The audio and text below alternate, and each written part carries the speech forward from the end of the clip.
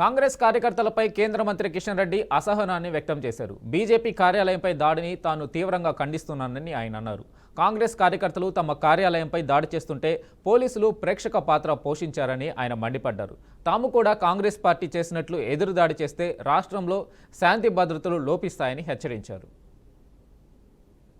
Janata party రాష్ట్ర కార్యాలయం పైన కాంగ్రెస్ పార్టీకి చెందినటువంటి కార్యకర్తలు గుండాలతో కలిసి చేసినటువంటి దాడిని నేను తీవ్రంగా ఖండిస్తున్నాను.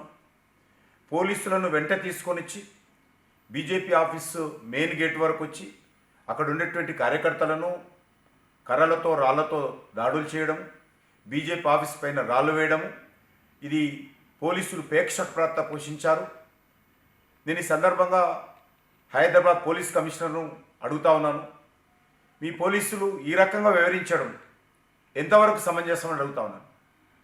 భారతీయ జనతా పార్టీ కార్యకర్తలను తలలు పగలగొట్టడము, రక్తం వచ్చే విధంగా రాళ్లతో కర్రలతో కొట్టడము, ఇది ఎక్కడ సమంజసమని అడుగుతా ఉన్నాను.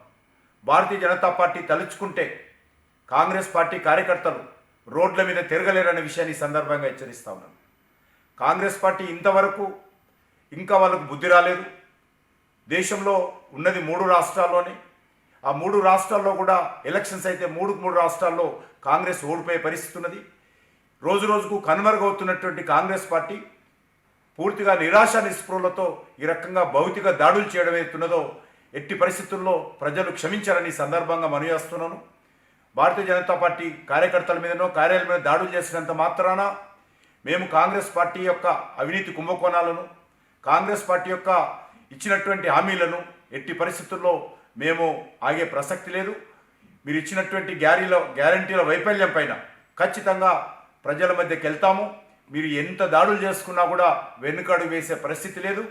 మేము జాతీయ పార్టీగా మేము కొన్ని నియమాలు పెట్టుకున్నాము. ఖచ్చితంగా కార్యాలయం మీద ఈ రకంగా భౌతిక దాడులు చేయకూడదని నిర్ణయించుకున్నాము. మీరు ఈ రకంగానే చేస్తే తప్పనిసరి పరిస్థితుల్లో భారతీయ జనతా పార్టీ కూడా నిర్ణయం తీసుకున్నట్లయితే రాష్ట్రంలో శాంతి భద్రతల పరిస్థితి ఎదురవుతుంది. ఇది ముఖ్యమంత్రి గారు బహిరంగంగా ఈరోజు దీనిపైన సంజాయిషి ఇవ్వాల్సిందిగా నేను డిమాండ్ చేస్తా ఉన్నాను. ఈరోజు భారతీయ జనతా పార్టీ రాష్ట్ర కార్యాలయం పైన కాంగ్రెస్ పార్టీకి చెందినటువంటి కార్యకర్తలు గుండాలతో కలిసి చేసినటువంటి దాడిని నేను తీవ్రంగా ఖండిస్తున్నాను. పోలీసులను వెంట తీసుకొనిచ్చి బీజేపీ ఆఫీసు మెయిన్ గేట్ వరకు వచ్చి అక్కడ ఉన్నటువంటి